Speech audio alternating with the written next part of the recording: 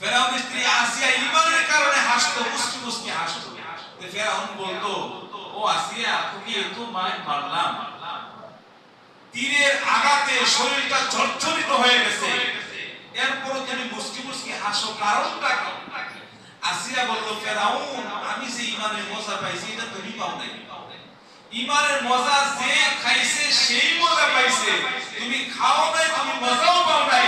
আমি আমার এই চোখ দিয়ে জমিনে বসে আল্লাহর জান্নাত দেখতেছি। জোরে বলেন সুবহানাল্লাহ। ঈমানদারের ঈমান যদি খাঁটি হয়, আল্লাহর জান্নাত তার চোখের সামনে চলে আসে। আল্লাহর জান্নাত কোথায় আসে?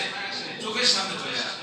হযরত বেলাল রাদিয়াল্লাহু তাআলা, আপনারা জানেন, চিৎ করে শুইয়ে বুকের ভিতরে বিশাল বড় পাথর দিছে। সৌদি আরবের রোদের অবস্থা আপনারা জানেন না, তাপমাত্রা কেমন, নিচের বালিগুলো এমন অবস্থা, চামড়া পুড়ে চামড়ার তেল দিয়ে ওই বালি ভিজে গেছে, বুকের ভিতরে পাথর চাপা।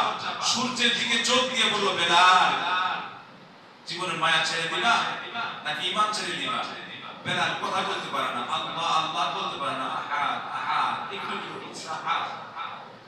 কান্দে আর বলে, ও আবু জেহেল, ও আবু সুফিয়ান, উতবা, সাইবা, আমি বেলালের জীবন এইভাবে একবার দুইবার কেন, হাজার বার যদি আল্লাহ আমাকে জীবন দান করে, আমি হাজার বার আমার জীবন ছেড়ে দিতে রাজি আছি, তবু আল্লাহর ঈমান আমি ছেড়ে দিতে রাজি নাই। সুবহানাল্লাহ। আব্দুল্লাহ বিন তামির একই অবস্থা, তাকে নিয়ে যাওয়া হলো পাহাড়ের উপরে, সেনাবাহিনী তাকে বেঁধে নিয়ে গেল। তারপরে করুণ দৃশ্য, কি ঘটনা ঘটলো আমি আপনাদেরকে ইনশাআল্লাহ আল্লাহ বাঁচিয়ে রাখলে আগামী সময় আবার এখান থেকে শোনাবো। আল্লাহ তাআলা আমাদের কথাগুলো আমল করার তৌফিক দান করুন। ওয়া মা আলাইনা ইল্লাল বালাগ।